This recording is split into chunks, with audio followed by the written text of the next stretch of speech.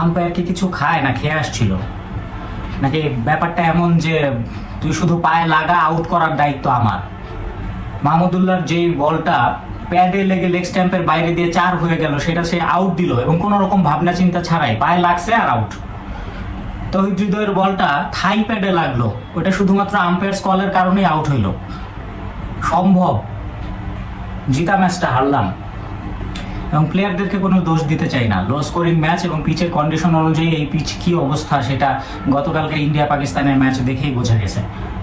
120 রানের টার্গেট পাকিস্তান, সেটা জিততে পারে নাই। তো এইটা যে খুবই স্লো পিচ এবং লো স্কোরিং ম্যাচে এই পিচে রান তোলা সম্ভব হয় না, সেটা গতকালকের ম্যাচ দেখেই বোঝা গেছে। কিন্তু আজকের ম্যাচটা আমরা জিততে পারতাম। সেটা যদি আউট দেওয়া না হতো, মাহমুদুল্লাহর প্যাডে লেগে যেটা লেগ বাই হয়ে 4 হলো, তাহলে আমরা 5 রানে হারতাম না, 4টা রান যোগ হইতো। আবেদন করার সাথে সাথে লেগ স্ট্যাম্পের বাইরে দিয়ে বল চলে গেল বাউন্ডারিতে, সেটা হলো আউট। তো ওই দুই দলের বলটা থাই প্যাডে লাগলো, সেটা হলো আউট। বলার কনফিউজড আবেদন করবে কিনা, কিন্তু আম্পায়ার আউট। সে ম্যাচটা আমরা জিততে পারতাম। কোনো এক্সপেকটেশন ছিল না সাউথ আফ্রিকার সাথে আমরা জিতবো, এরকম কোনো আশা ছিল না আমাদের। হারবো বলেই খেলা দেখতে বসছিলাম, বা হারবো এটা ধরে নিয়েই খেলা দেখতে বসছিলাম।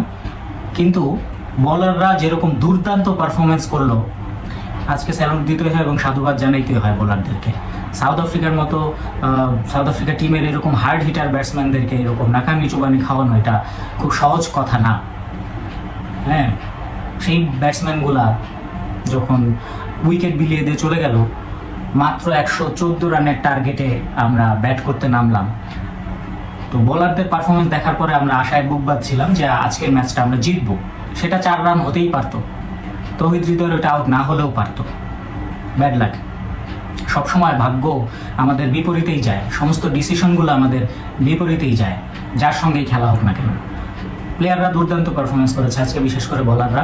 তানজিম সাকিব 4 ওভারে 18 রান দিয়ে 3 উইকেট, ইকোনমি রেট 4.50।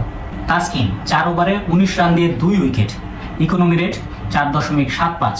মুস্তাফিজ অসাধারণ বোলিং, কোনো উইকেট না পেলেও 4 ওভারে মাত্র 18 রান, ইকোনমি রেট 4.50। এবং 20তম ওভারে এসে সে যে কাটার যা বোলিং, যা পারফরমেন্স দেখালো, অসাধারণ বোলিং ছিল সেটা। রিশাদ একটু বেশি রান দিয়েছেন, কিন্তু শেষে মিলারের উইকেটটা যদি তিনি না নিতেন তাহলে রান আরও অনেক বেশি হতে পারত।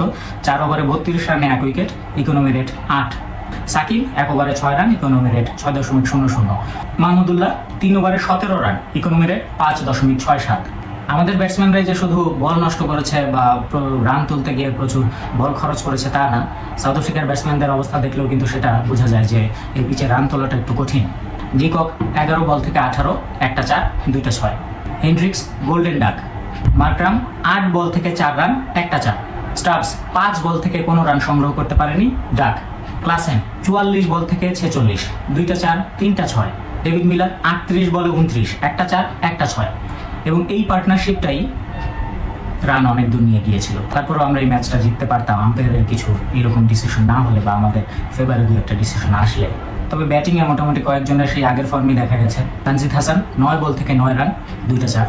শান্ত 23 বল থেকে 14 রান, তবে সেখানে একটা ওভার বাউন্ডারি ছিল, একটা 6 ছিল। লিটন দাস 13 বল থেকে 9 রান, একটা 4 ছিল।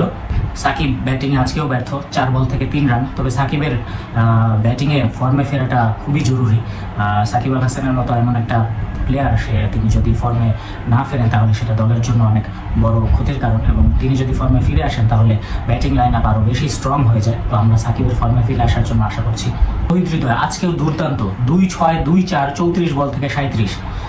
থাই প্যাডে লাগা একটা বল আম্পায়ার আবেদন করার আগেই আউট দিয়ে দিলেন, বুঝলাম না কিছু। আম্পায়ার কলের কারণেই সেটা আউট হলো। মাহমুদুল্লাহ 27 বল থেকে 20, 2টা 4। কয়েক ইঞ্চির জন্য ফুলটাস বলটা 6 হলো না।